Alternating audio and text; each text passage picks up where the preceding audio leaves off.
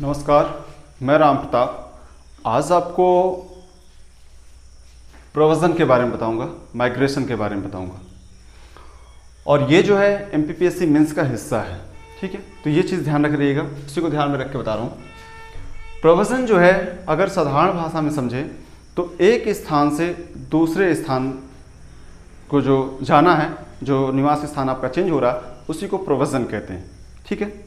अब जो है प्रव्रजन के जो है देखा जाए तो परिभाषा किसने बताया? संयुक्त राष्ट्र संघ ने, यूएनओ ने बताया, यूनाइटेड नेशन ऑर्गेनाइजेशन ने बताया है। प्रव्रजन निवास स्थान को परिवर्तित करते हुए एक भौगोलिक इकाई से दूसरी भौगोलिक इकाई में विचरण का एक प्रकार है, ठीक है। ये चीज़ें बातें कही हैं। इसके बाद इन्होंने एक बातें और बताई थी, तीन बातें इनके साथ जोड़ा था।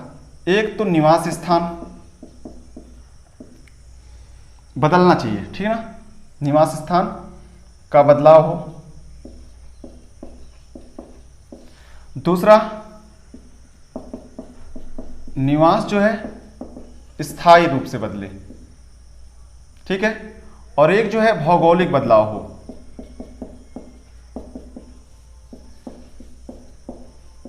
हो। ठीक है। ये तीन बातें होना आवश्यक माना है। अगर इसको ब्रीफ में देखें तो, अगर विस्तार से अगर देखें तो ये चीज़ें जो है, ये बातें तो कहें, लेकिन इसके साथ साथ ये बातें को भी शामिल की गई है। अगर आप इतना भी लिख देते तो कोई दिक्कत नहीं है। उसके बाद जो है ये आपका ये परिभाषा रही है, एक परिभाषा दे देंगे। अब देखें तो प्रव्रजन जो है हम दो भागों में इसको बांट सकते हैं, एक आंतरिक प्रव्रजन और एक बाह्य प्रव्रजन।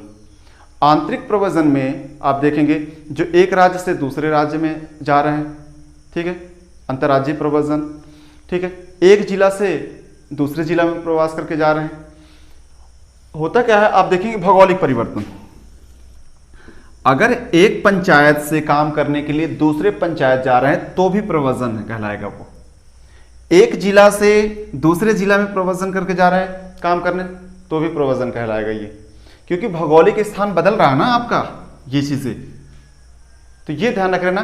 तो एक आंतरिक और बाह्य, तो आंतरिक और बाह्य में जो हो जाएगा वो जो विदेश में प्रवास करके जाते हैं उसकी बात कर रहा हूं, ठीक है। और आंतरिक में देश के अंदर की बात, ठीक है। तो अभी जो है ये कारण जो है आप देखेंगे तो ये जो है आपको डबल डबल पढ़ने की जरूरत नहीं, दो दो बार पढ़ने की जरूरत नहीं है। प्रव्रजन के आंतरिक और बाह्य दोनों में इसको हम चाहे तो लिख सकते, बहुत हद तक मिलता जुलता है। आप देखेंगे सामाजिक कारण, तो सामाजिक कारण तो है, ठीक है। अगर कोई सामाजिक कारण के कारण अगर नहीं जाता तो, लेकिन आर्थिक कारण के कारण तो बाहर जाता है विदेश में,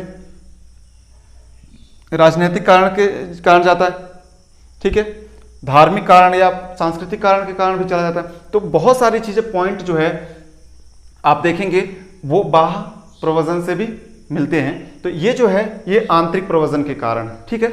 ये जो है आंतरिक प्रव्रजन के कारण है ये चीज, ठीक है। बाह्य प्रव्रजन आप नहीं भी पढ़े हैं तो आप इसको ध्यान में रख के लिखेंगे तो आसानी से आ जाएगा। जो यहां पास राज्य लिखेंगे वहीं आप दूसरे देश को लिखेंगे। ये आंतरिक प्रव्रजन के कारण। अब आंतरिक प्रव्रजन के कारण एक तो सामाजिक कारण, सामाजिक कारण के सामाजिक कारण से भी प्रव्रजन होता है। जैसे शादी ब्याह, अगर कोई शिक्षा लेने बाहर जा रहा है, ठीक है, तो या फिर कोई सुख सुविधाओं के कारण बाहर जा रहा है, तो ये सब किस में आ जाएंगे? ये सब सामाजिक कारण में आ जाएंगे। इसमें आप चाहे तो ये चीज़ें लिख सकते हैं कि हाँ, जो शादी करके एक स्थान से दूसरे स्थान जाते हैं वो सामाजिक कारण ही होता है प्रव्रजन का, क्योंकि लड़की जो है एक लड़के से शादी की तो जहाँ जहाँ ये पति जाते हैं वहीं वहीं ये पत्नी भी जाती, ठीक है। तो ये जो है, या फिर पति के घर में इनका निवास अब हो जाता है, तो ये जो है हमेशा के लिए प्रवास करके चली जाती हैं यहाँ। तो ये जो है ये सामाजिक कारण हो जाएंगे प्रव्रजन के, ठीक है। अगर कोई शिक्षा लेने जा रहा तो भी ये सामाजिक कारण में ही आएंगे, एक बात है। दूसरा, आर्थिक कारण। आर्थिक कारण में जो है आप देखेंगे कि सबसे ज़्यादा प्रव्रजन जो है वो तो देखेंगे कि सामाजिक कारण में से होता है, क्योंकि शादी तो होनी ही है, तो इसके कारण तो ये होता है, और शिक्षा, ये सारी चीज़ें तो होती है, बहुत सारी चीज़ें आती। फिर देखेंगे आर्थिक कारण। आर्थिक कारण के कारण, आर्थिक कारण से भी प्रव्रजन होता है। जैसे यूपी, बिहार या फिर अलग अलग राज्यों के अलग अलग मजदूर जो हैं, जो अभी आप लोग जो स्थिति रही है उसमें देखे हैं कि प्रव्रजन जो है कितना ज़्यादा हुआ है। ठीक है, क्योंकि पहले तो नहीं समझ में आ रहा था कि यहाँ का किस राज्य से कितने लोग बाहर रह रहे हैं, लेकिन जब वो वापस आ रहे थे तो समझ में आ रहा था, जब रोड में थे तो, कि हाँ कितने लोग प्रवास करके गए थे दूसरे स्थान पे, आज अपने पुनः उसी स्थान पे आ रहे हैं। तो ये जो वो क्या कारण था, वो उनका आर्थिक कारण था, क्योंकि वो पैसे के लिए गए थे बाहर ना, कमाने के लिए, क्योंकि उनके जो है उस राज्य में जॉब नहीं होगा, उनके लिए नौकरियां नहीं होंगी, तभी तो वो बाहर जा रहे हैं। अगर वो चीज़ें होती, उनके पास नौकरी या फिर उनके खर्चे चलाने के लिए सुख सुविधाएं होती उस राज्य में, तो हो सकता नहीं जाते। तो आपको ये चीज़ें लिखना है कि बहुत लोग जो है पैसे के लिए या नौकरी करने के लिए भी जो है बाहर जाते हैं, उसी को जो है हम आर्थिक कारण में शामिल करते हैं। राजनीतिक कारण। राजनीतिक कारण में क्या है, राजनीति के कारण भी जो है प्रव्रजन होता है। आप देखेंगे कि राजनीतिक इच्छा शक्ति का जिस राज्य में अभाव है, और जिस राज्य में बहुत ज़्यादा भ्रष्टाचार है, या फिर जिस राज्य में जो राजनेता बहुत मतलब सिर्फ अपना देखते हैं, जनता से कोई मतलब नहीं है, उस राज्य की जनसंख्या जो है वो ज़्यादा एक स्थान से दूसरे स्थान प्रवास करके जाती है। क्यों? क्योंकि जहाँ देखेंगे आप जातिवाद है, वहाँ पास जो है वो चीज़ें कंडीशन आना ही आना है, क्योंकि लोग जो है वोट जो देख रहे हैं वो अपने जाति को देख के वोट कर रहे हैं, धर्म को देख के वोट कर रहे हैं, तो वो चीज़ें विकास की बात करता ही नहीं है, वो सिर्फ जाति और धर्म की बात करता है। तो जब जाति और धर्म की बात जो लोग कर रहे हैं, तो उसी के बाद जो है, तो वहाँ पास तो विकास की तो बात ही नहीं है ना, क्योंकि आप तो जात देख के वोट दे रहे हो, तो फिर विकास की तो बात ही नहीं होती। तो यही चीज़ें हैं। तो राजनीतिक इच्छा शक्ति का अभाव भी एक है, राजनीतिक कारण भी है, कि देखेंगे कि जिस राज्य में ऐसी स्थिति है, जो नेता जो सिर्फ जाति और धर्म पे जोर देते हैं, वहाँ पास उद्योग धंधे नहीं लगते हैं। आप देखेंगे कहाँ है उद्योग धंधे, आप देख लीजिए जो ऐसे बातें कर रहे हैं ये चीज़ें, क्योंकि उद्योगपति भी अगर जो होते हैं वो ये सब देख के आते हैं कि कहाँ पास स्थिति शांत है, कहाँ नहीं है। तो राजनीतिक जो राजनीतिक कारण भी होता है। ठीक है, एक तो कारण ये हो गया कि उनके कारण जो कमजोर राजनेता है उनके कारण विकास नहीं हो पा रहा। दूसरा आप देखेंगे कि वो जो है वहाँ पास बाहर से जो केंद्र से पैसे मंगाने में असफल रहते हैं। ठीक है, केंद्र से पैसे मंगाने में या फिर मांगने में या लेने में वो असफल रहते हैं, उतना दबाव केंद्र सरकार पे नहीं दे पाते हैं कि राज्यों को हमको ये उद्योग लगाइए, ये चीज़ें करिए, वो ज़्यादा ये चीज़ें नहीं कर पाते, तभी तो उस राज्य में उतना उद्योग नहीं वो हो पाता है। तो ये चीज़ें ध्यान रखना है। राजनीतिक कारण भी एक कारण होता है। ठीक है, या फिर कहीं अस्थिर सरकार है, वहाँ पास भी देखेंगे आपकी वहाँ पास के लोग भी प्रव्रजन करके जाते हैं। क्यों? क्योंकि दूसरी पार्टी आई 6 महीने के लिए, उसने नीतियाँ अलग बनाई, कल को दूसरी पार्टी आई, वो पुराने लोगों को निकाल दी, दूसरे लोग आ गए।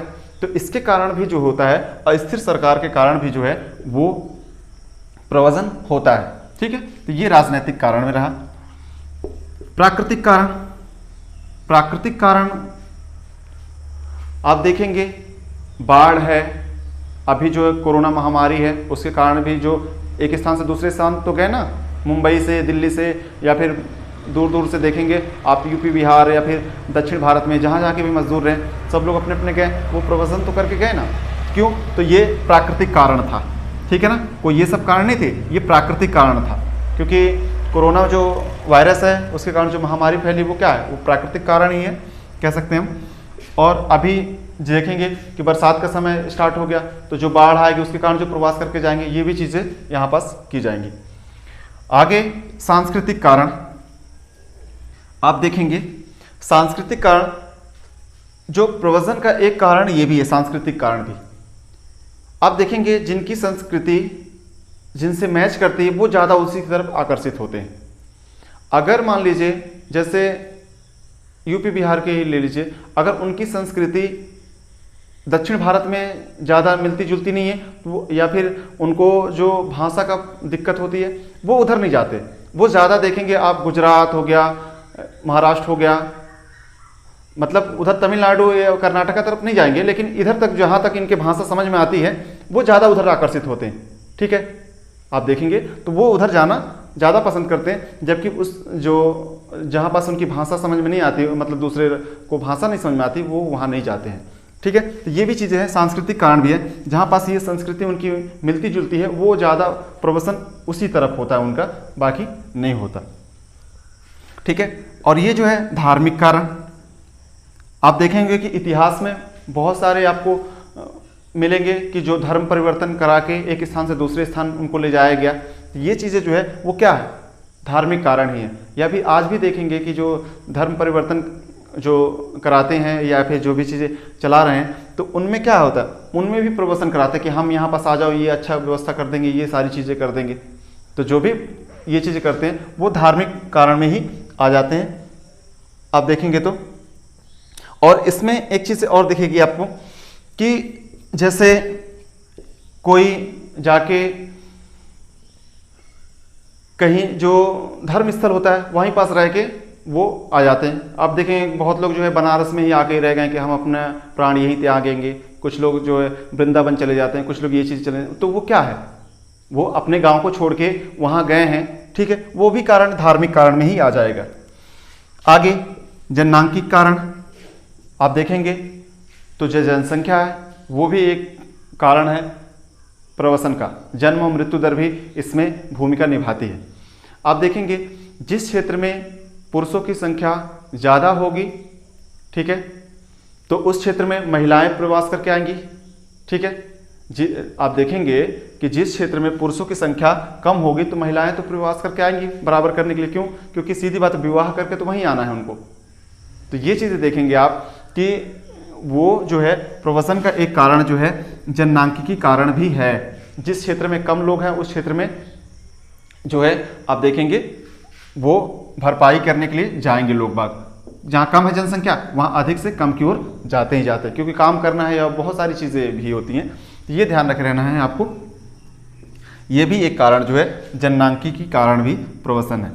आपको बता दूं कि प्रवसन जो है वो कोई खुशी से नहीं करता, बहुत कम लोग ही खुशी से करते होंगे। जो बाकी ये सब जो है अधिकतर मजबूरी है। ठीक है ना। शाह कमीशन ने तो यहाँ तक कह दिया था कि जो शहर है वो प्रवसन के लिए आकर्षित नहीं करता। शाह कमीशन ने ये कह दिया कि जो शहर है वो व्यक्तियों को प्रवसन के लिए आकर्षित नहीं करता, बल्कि गांव जो है वो धक्का देता है शहरों की तरफ जाने के लिए।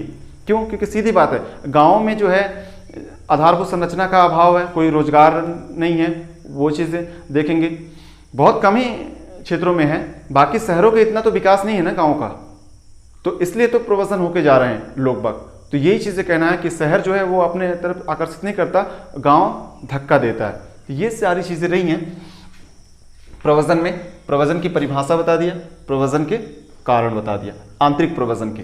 ठीक है, फिर हम पढ़ेंगे कि प्रवसन के जो है प्रभाव क्या है, मतलब कि लाभ होता है क्या, हानि होता है क्या। ठीक है ना। आप देखेंगे कि प्रवसन के लाभ भी हैं और हानियां भी हैं। लाभ यही चीज़ें हैं, आप देखेंगे कि हाँ जो पैसे उनके आय बढ़ जाती है, उनके रहन सहन बदल जाता है, ये सारी चीज़ें बदल जाती है। लेकिन आप देखेंगे कि हानियाँ तो अभी जो प्रवसन करके जो लोग आ रहे थे रोड में, देखे आप निम्न जीवन स्तर, फिर आने जाने में परेशानी, ये सारी चीज़ें आप देखेंगे तो इनके लाभ तो हैं लेकिन हानियाँ भी बहुत हैं। ठीक है, तो ये सारी चीज़ें अभी हमने आंतरिक प्रवसन के कारण पढ़ा। ठीक है, फिर इसके बाद हम पढ़ लेंगे बाह्य प्रवसन के कारण, फिर आंतरिक प्रवसन के लाभ हानियाँ पढ़ लेंगे, प्रभाव पढ़ लेंगे, फिर उसके बाद हम बाह्य प्रवसन के लाभ हानि पढ़ लेंगे। तो ये सारी चीज़ें पढ़ेंगे तो उसके बाद हमारा जो प्रवसन टॉपिक है वो कंप्लीट हो जाएगा, चाहे वो उससे कुछ भी आए। क्योंकि आप देखेंगे MPPSC के जो 2-3 साल के जो आप देखेंगे पेपर उठा लीजिए तो हर साल मिल जाएगा प्रवसन आपको। ठीक है, तो ये चीज़ें तो आती ही रहती हैं, ये जो है। और इस समय करंट का मुद्दा भी है, इसलिए जानना इंपॉर्टेंट था, इसलिए मैंने बताया इसको। तो बस इस वीडियो में इतना ही, धन्यवाद।